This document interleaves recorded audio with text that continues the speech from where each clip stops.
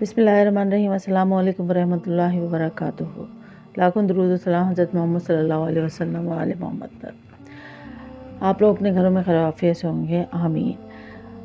मैं एक वीडियो लेकर आई हूँ। हुज़ूर सल्लल्लाहु अलैहि वसल्लम ने फरमाया, बदनसीब वो शख्स है जो वालिदैन की खिदमत करके इनकी दुआ नहीं लेता और लोगों से कहता फिरता है कि मेरे लिए दुआ करें।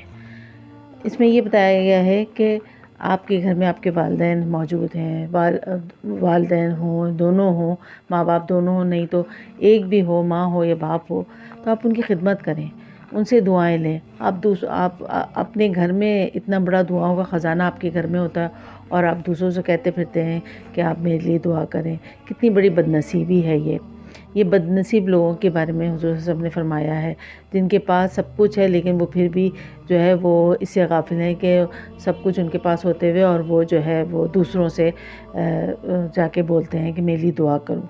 कितनी बड़ी ये बदनसीबी है कि वालिदैन आपके घर में मौजूद हैं तो आप उनसे कहेंगे, उनकी खिदमत कीजिए। अल्लाह ताला भी खुश होता है अगर वालिदैन की खिदमत करते हैं, आप पे फ़र्ज़ है तो आप उनकी खिदमत करें और दुआएं उनसे लें। वालिदैन तो लातादाद दुआएं देते हैं, बेलौस दुआएं देते हैं और वो आपके लिए बहुत अच्छी होती हैं। तो हुज़ूर सल्लल्लाहु अलैहि वसल्लम ने उन बदनसीब लोगों के बारे में फरमाया जो जिनके घर में वालिदैन होते हैं और वो उनसे उनकी खिदमत करके दुआ नहीं लेते बल्कि दूसरों से जाके दुआ की दरख्वास्त करते हैं और दुआ के लिए बोलते हैं। नंबर 2 है दूसरा बदनसीब वो शख्स है जो फजर के वक्त सोता रहता है और लोगों से तंगी रिज़्क़ का शिकवा करता है। अब अल्लाह ताला ने नमाज फ़र्ज़ की है हमें।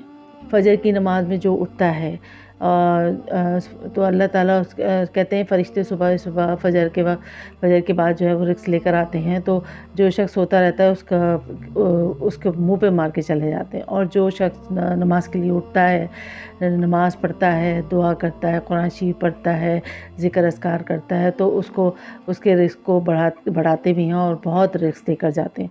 तो आप खुद सोचिए कि जब तो आप फजर के वक्त जब रिज़्क़ मिलने का वक्त होता है, जब आप उस वक्त आप सोते रहेंगे तो कहाँ से आपको रिज़्क़ में फरावानी होगी, रिज़्क़ में बरकत होगी, रिज़्क़ आपको मिलेगा।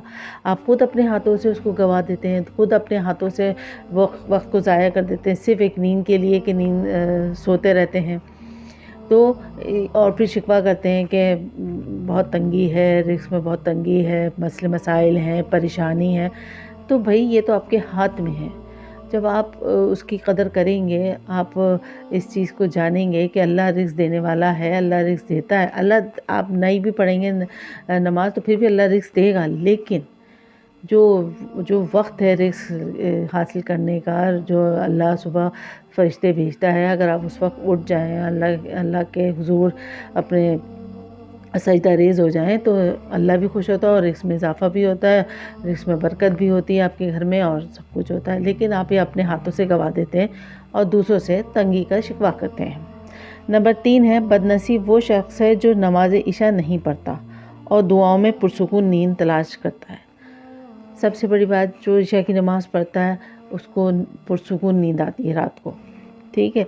जब आप नमाज ही नहीं पढ़ेंगे, रातों को जागेंगे, फ़ुज़ूल चीज़ों में पड़े रहेंगे तो और फिर दुआ करेंगे, अल्लाह मियाँ मुझे नींद आ जाए, सही अच्छी नींद आ जाए, पुरसुकून नींद आ जाए। दूसरों से दुआ कराएंगे कि मुझे नींद नहीं आती रातों को, मैं परेशान रहता हूँ या रहती हूँ, जो भी है।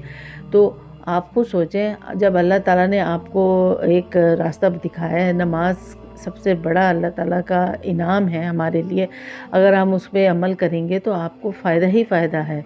फजर पढ़ें, ज़ोहर पढ़ें, असर पढ़ें, मगरिब पढ़ें, इशा पढ़ें, सब में अल्लाह ताला की जो है उसमें बरकतें हैं, उसमें अल्लाह ताला की इबादत करने में आपको फ़ायदा भी है और सवाब भी है।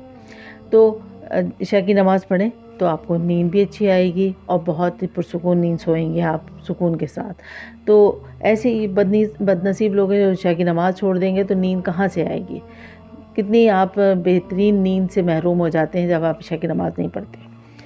चौथा बदनसीब शख्स वो है जिसने माह रमज़ान पाया और अपने रब को राज़ी ना कर सका।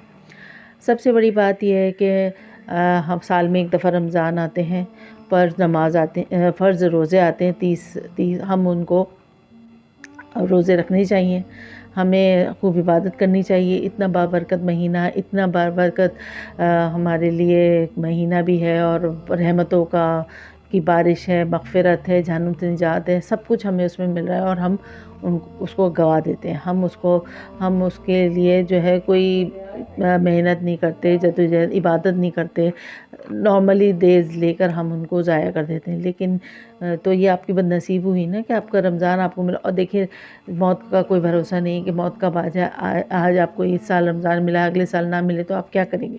اس سے بہتر نہیں ہے کہ اللہ تعالیٰ نے جو آپ کو اتنا مبارک مہینہ دیا ہے اس کو اچھی طرح سے اس کی عبادت کریں، اور اللہ کی قربت حاصل کریں، اور اس سے بھرپور فائدہ اٹھائیں، اس کی رحمت کا، اس کی مغفرت کا۔ وہ مغفرت کرتا ہے اور جہنم کی نجات کا اتنا آپ کو راستے دکھائیں، لیکن آپ اس کو صرف اپنی غفلت میں اس کو ضائع کر دیتے ہیں، اور یہ سب سے بڑی بدنصیبی ہے انسان کے لیے کہ جو یہ سب گوا دیتے ہیں۔ تو حضور صاحب نے بڑی پیاری باتیں بتائی ہیں، یہ 4 پوائنٹ میں ہم نے آپ کو بد نصیب کے بتائے کہ جو بد نصیب ہوتا ہے وہ اپنی بد نصیب وہ خود ہی بن جاتا ہے، کیونکہ وہ اپنی لاپرواہی، اپنی کیا کہتے ہیں سستی سے وہ چیزیں گوا دیتا ہے۔ تو اس چیز کا خیال رکھیں، اس چیز کو ضرور اہمیت کو جانیں کہ والدین ہوں تو ان کی خدمت کریں اور دعا حاصل کریں، اور فجر کی نماز، رزق کی تنگی ہے تو فجر کی نماز پڑھیں، انشاءاللہ اللہ تعالیٰ رزق میں فراوانی کر دے گا۔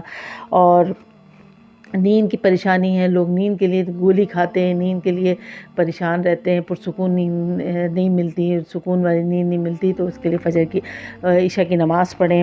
اور آخر میں جو ہے ماہ رمضان اتنا بڑا مبارک مہینہ ہے، اور اس کی عبادت کریں، اس کو اللہ کو راضی کریں، اس میں اللہ کو عبادت کریں، اس کی خوشنودی کے لیے، اس کی رضا کے لیے سارے کام کریں، روزہ رکھیں، عبادت کریں، اللہ کو راضی کریں۔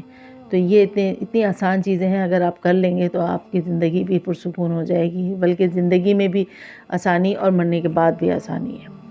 میری ویڈیو پسند آئے تو لائک اور شیئر ضرور کیجیے گا، اور سبسکرائب ضرور کیجیے گا۔ اجازت دیجیے، فی امان اللہ۔